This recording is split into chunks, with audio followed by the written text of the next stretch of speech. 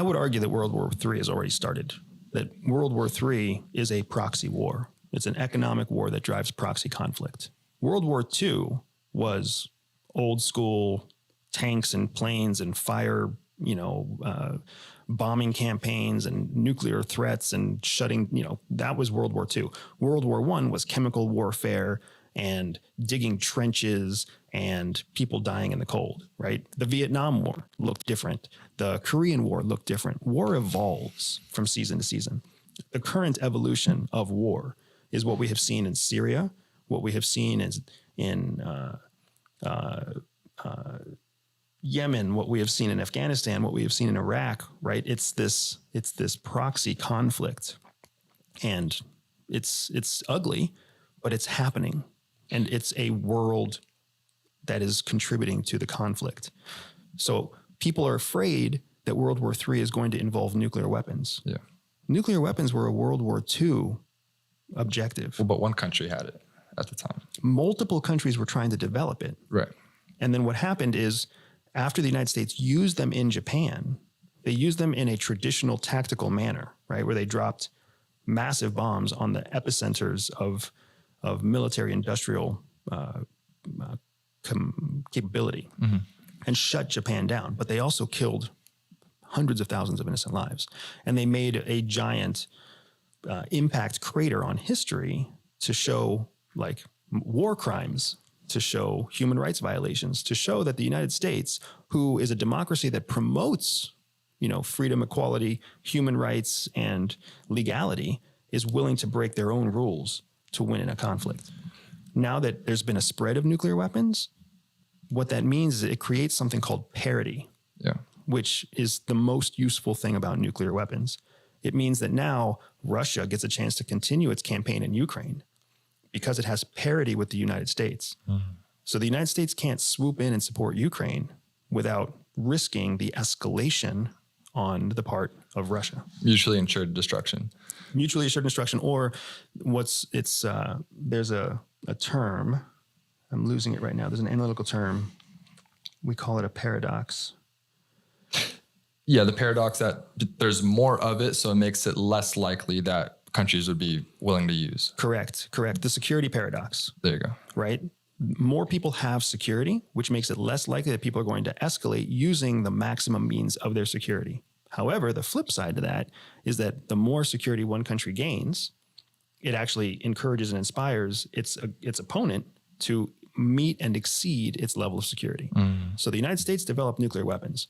Well, now all of the adversaries for the United States had to also develop nuclear weapons. So China developed nuclear weapons, and Russia developed nuclear weapons. Iran is trying to, and North Korea is trying to, right?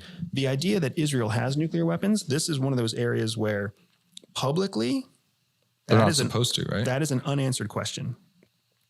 There are classified channels that know the answer to that question.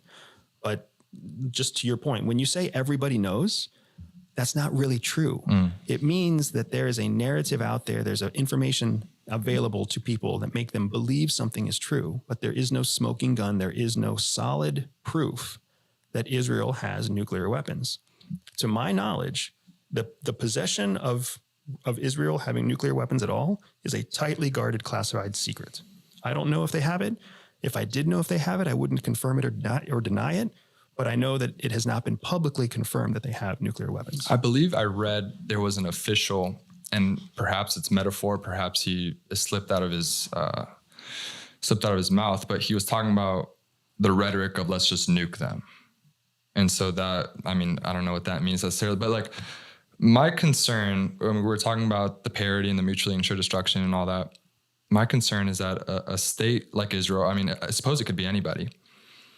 If you're the prime minister and you see that you're going down, what are the odds that you're just, hey, everyone's going down with me? That's my big concern.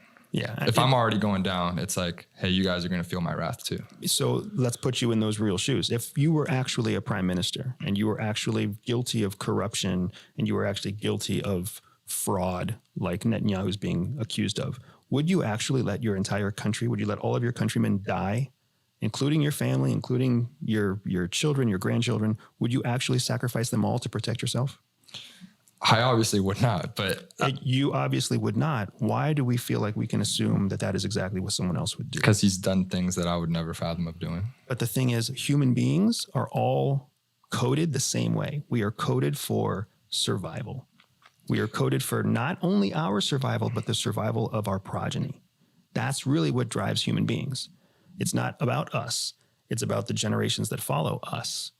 So it's impossible to look at somebody and say, well, you were a bad guy, so you would kill everybody in your family gladly to protect yourself. That is a conspiracy, right? That's a missing kernel of information. But does that apply when we all have clear heads and thinking, when there's no conflict? Or we were talking about fog of war before, when you're making irrational decisions? Because I agree with you. It's not a rational decision to do so by any stretch. But people are making irrational decisions during war. I mean, it's like, even if you apply to football, which is totally different, but still, like, you see dudes making uncharacteristic decisions and mistakes all the time. But those are happening on an individual level.